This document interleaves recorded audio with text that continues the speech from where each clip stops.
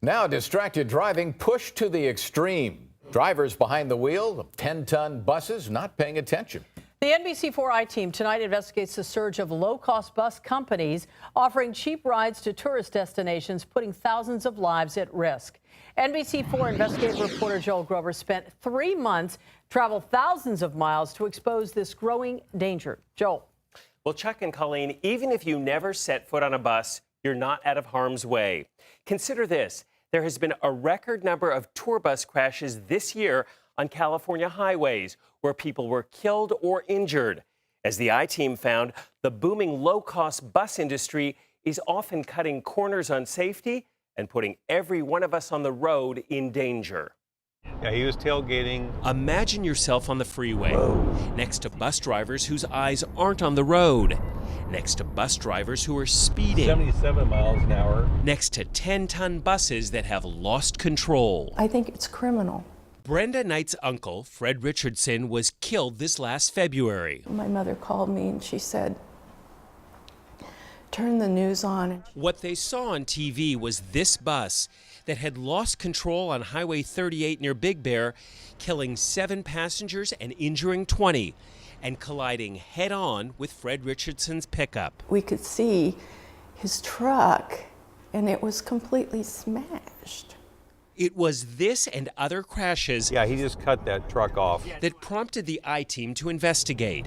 We followed 25 bus trips from 6 companies documenting drivers' behavior from on board the bus and from behind. What's he doing? With the help of retired cop Steve Chauncey, who for 20 years has taught and certified officers how to use radar and laser and catch lawbreakers. looks like he's got a cell phone in his hand. The feds say distracted driving is the #1 cause of bus crashes, and we saw it often with drivers from a company called Fronteras del Norte.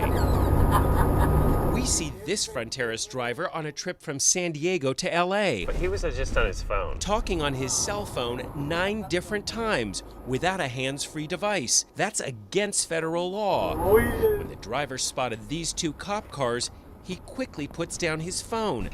But once they've passed, he gets right back on the phone and then runs this red light. And he just ran a red. Another day, another Fronteras driver has his attention fixed on his phone from LA to Tijuana. Watch his eyes coming off the road again and again. If a tire blows, he's not going to be able to control the bus with one hand. I find it appalling. Jackie Gillen, president of Advocates for Highway and Auto Safety, watched our video. Distraction is serious, it is deadly, it is dangerous. 71 in a 55 zone. And so is speeding, the second biggest cause of bus accidents.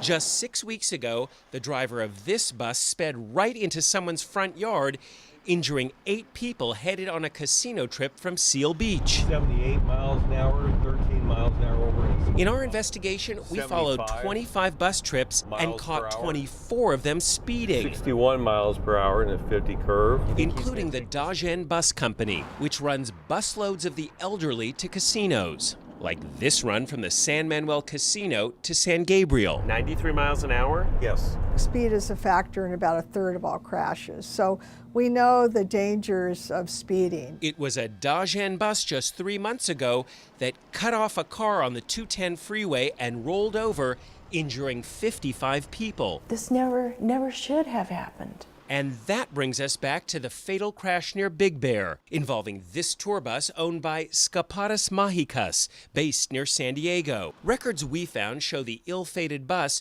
was cited by government inspectors twice in the year before the crash for bad brakes. They knew that the brakes on the bus were not all right, and they literally sent the people that died to their deaths. Skapadas couldn't explain its poor safety record because it's now out of business. A Dagen manager told us the company wouldn't talk. We followed 9 of your buses. All of them were speeding. I'm sorry, I'm not authorized to speak to the media. As for the owners of Fronteras del Norte, Maria and Joel Lopez, they don't care about their job, their safety, and the public safety. They were in tears watching our video. What are you going to do about these drivers? I think we're going to have to start terminating them. Our family will never be the same. As for family and friends of Fred Richardson, who was killed in the Skapatas crash, Every time I see it, my heart just...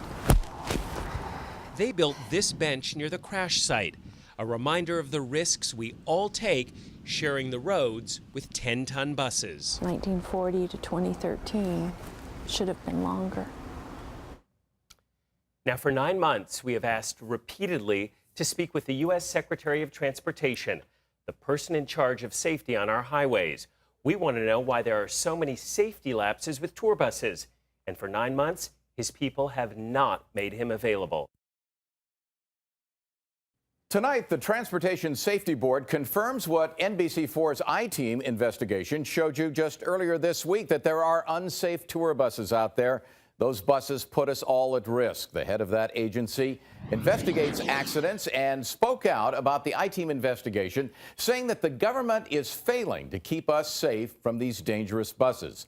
And tonight, our investigative reporter, Joel Grover, has new evidence of just that. CHP investigators combing the wreckage of this crash near Big Bear. Photos just obtained by the I-Team show how this tour bus skidded out of control, ejecting passengers, killing 7 of them, and the driver of this pickup. The bus company, Skapatas Mahicas, had a long history of serious safety violations, but the U.S. Transportation Department didn't shut them down until after the deadly crash. They have got to put bad carriers out of business before they have crashes, not after. Deborah Hersman, chairman of the National Transportation Safety Board, said today that the government is failing to stop the kind of unsafe buses and drivers like we documented.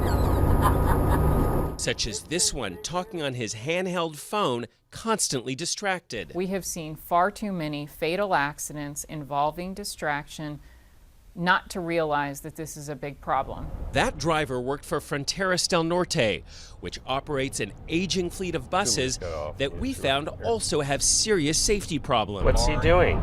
This bus suddenly pulled to the center of I-5 because it was overheating, and the driver tried to cool it down with a jug of water. We found another speeding Fronteras bus with broken brake lights and balding tires, problems it was just cited for weeks earlier. The Federal Motor Carrier Safety Administration gives Fronteras one of its worst scores for maintenance of its buses. Fronteras owner Joel Lopez. So you're admitting that there's room for improvement? Yeah, there's a lot of room for improvement, yeah. And that was certainly the case with the Skapatas Mahicas bus that crashed. Today, the I-Team finally obtained the NTSB crash investigation, which found that all 6 brakes on the bus were defective at the time of the crash. The same problem the Federal Motor Carrier Safety Administration cited the bus for just months earlier. Brenda Knight's uncle, Fred Richardson, was the man killed in that pickup hit by the Skapatas bus. Why are they on our roads if they're not safe?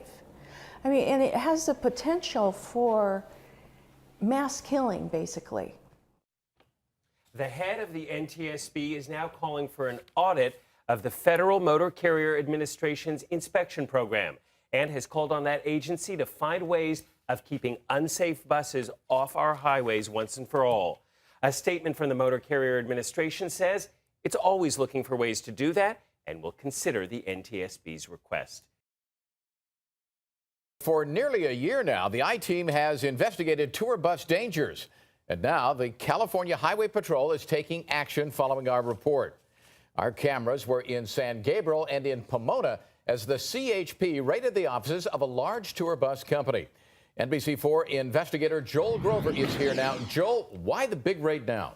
Well, Chuck and Colleen, the CHP had serious concerns about what the I-Team uncovered at Double High Express. Drivers working from 5 a.m. till after 2 a.m. the following day. That's over 21 hours, more than is allowed by the federal government. So the CHP conducted a surprise inspection of the company, sending one team of investigators to Double High's bus yard in Pomona to inspect the mechanical condition of its buses. At the same time, another CHP team showed up unannounced at Double High's office in San Gabriel to examine driver logs and payroll records, looking for proof of drivers working beyond the legal limit of 15 hours a day. Now at 5:30, our exclusive I-Team investigation into dangerous drivers. At the top of the hour, we showed you this raid at a local tour bus company today. CHP investigators were out inspecting the buses, looking over hundreds of records out there. Now, all of this was a direct result of the NBC4 I-Team work, and NBC4's Joel Grover's with us now. Now, Joel, I understand that authorities believe that there could be a danger to everyone on the road. Absolutely, and we've been following new leads since our investigation began airing last month. And we've uncovered a new dangerous practice: tour bus drivers who are behind the wheel more hours than allowed by the government. It's a practice that in the past has had deadly consequences. You get up at 4? Yeah. This tour bus driver has just worked a very long day. He started just after 5 a.m. and didn't end till 21 hours later. What's it like driving a big bus that many hours? Disgusting. Listen to this veteran driver who worked for 2 other bus companies. I did fall asleep at the wheel with the cruise control on a couple of times. You actually fell asleep at the wheel? And almost hit a couple of vehicles. The consequences can be fatal, like this crash last December in Oregon, this one the year before in Virginia, and this accident 2 months before that in New York. Federal investigations blamed all those crashes, at least in part, on driver fatigue. That's why regulations forbid drivers from working more than 15 hours a day, 10 of those behind the wheel. A driver that becomes fatigued, it affects their motor skills, their ability to safely operate the motor vehicle. That was the concern of a former driver who contacted us, who worked for Double High Express, which runs 16 buses from the LA area to casinos. So we watched Double High buses starting at 5 a.m., pulling out of their yard in Pomona. We decide to follow this bus with the driver in the white coat. By 7 a.m., he's picking up passengers in San Gabriel and takes off for a 120-mile trip across the desert, Go ahead and just wait for me outside. arriving at the Spotlight 29 casino in Coachella around 9:15. 4 hours later, he's driving back to L.A. Spotlight 29, okay. But by 4:15, he's picking up a second load, now driving through rush hour traffic for 3 hours back to the casino. At 11:30, he's on the road again, returning to L.A. So far, he's been on the job for 18 hours. It's similar to, being a drunk driver, that your judgment is impaired at that point. His shift doesn't end until after 2 a.m. when he returns his bus to the yard. That means he was working over 21 hours, 13 of them behind the wheel. More than is allowed by regulations. Remember this driver who had to work those long shifts for other companies? What if you refuse to work the hours they give you? It's either play the game or be out of a job. The driver of that bus that crashed in Virginia, killing 4, told investigators he was too tired to drive and fell asleep at the wheel, causing his bus to flip over. So you have to go like 2 times in the morning and then at nighttime? Yeah. In fact, 4 Double High drivers told us they worked those long double shifts, like this man, who we witnessed driving from early morning all day long until 2 a.m. Double High Express. How would Double High explain having its drivers work those dangerously long hours? I'm Joel Grover with Channel 4. When we tried to talk to the manager, Jack, he pushed us right out the door. Could we talk to you about your drivers? I'm not the owner. You cannot be Okay, here. so we sat down with the CHP's chief investigator for motor carrier safety in LA County. Can I show you these documents? We showed him documents that a former Double High driver told us were logs of his hours. He says the company had him keep 2 sets of logs, one showing his hours for the AM shift and another for the evening or PM shift. Is it illegal to keep 2 sets of logs like this? Yes. That driver says the company told him if he was stopped by the CHP, he should show them only 1 set of logs to hide the fact he'd worked a double shift. It's very concerning that we see that there are 2 separate documents and the potential that they would hide a document from us. It's almost like a cat and mouse game at times. Now, in the coming days, the CHP will examine evidence from today's raid, and the state will decide what, if any, action it will take against Double High. We also want to mention that 2 weeks ago, we asked the federal agency that regulates Double High to speak with us for this story. Late today, we got an email from the Federal Motor Carrier Safety Administration saying safety is our top priority, and the FMCSA will work with local law enforcement now to investigate this company. The Fed shut down 52 bus companies deemed too dangerous to be on the road next to any driver, especially you. The action comes a month after an NBC4 I-Team investigation first showed you bus drivers speeding, running red lights, using cell phones behind the wheel. In one case, Joel, weren't they even texting? Joel Grover's been working on this investigation for months. He is in the newsroom right now with this latest development. Joel. Well, Colleen, dangerous buses pose a threat not only to the passengers, but to all drivers on the roads. For months, we've been asking the feds what they're doing to keep unsafe buses off the roads in our state. Last spring, they launched a special strike force, but it was only after our report that this crackdown finally moved into California. Every day across the LA area, dozens of tour buses pick up passengers bound for casinos and other destinations. The Federal Motor Carrier Safety Administration is now cracking down on companies it says are unsafe. Administrator Ann Farrow. But they're companies that clearly put profits before passenger safety. It was after this fatal crash near Big Bear in February that the feds launched a strike force.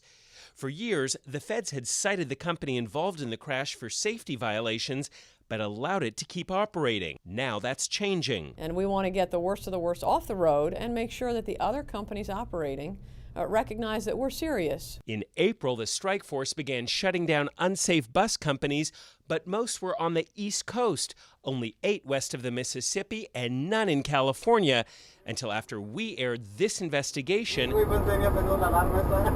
exposing dangerous driving and mechanical problems by LA area companies. 2 weeks after our report, the Motor Carrier Safety Administration shut down Salcedo Tours of LA.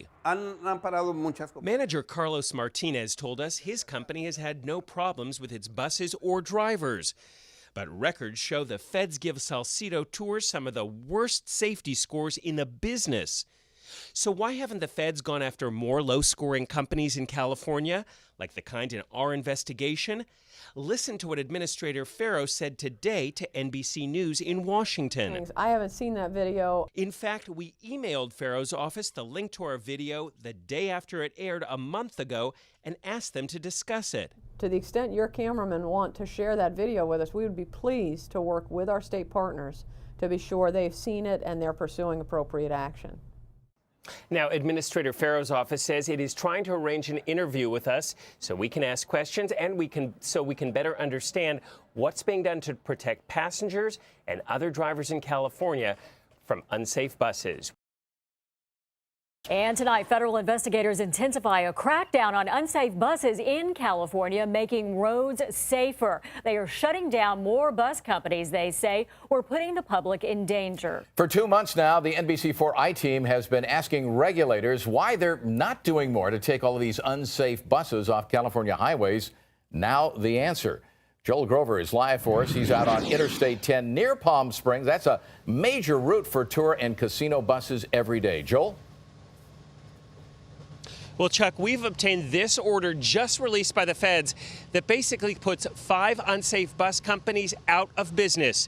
We're told this action is in response to our NBC4 investigation that began airing 7 weeks ago. It's an action officials hope will prevent more crashes on bus-filled highways like this one.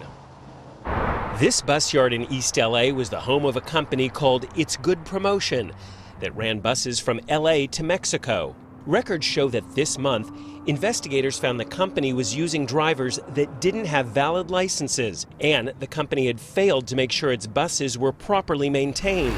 But investigators from the Federal Motor Carrier Safety Administration uncovered something even bigger here.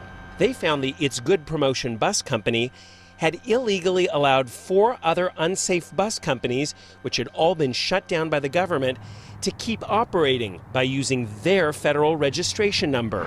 One of those companies, Holy Spirit Tours, operated 14 buses out of this depot on Valley Boulevard. Holy Spirit was shut down a year ago after investigators found safety issues with its drivers. And there were at least 2 Phoenix-based bus companies put out of service by the government, also using the It's Good Promotion registration number to keep operating.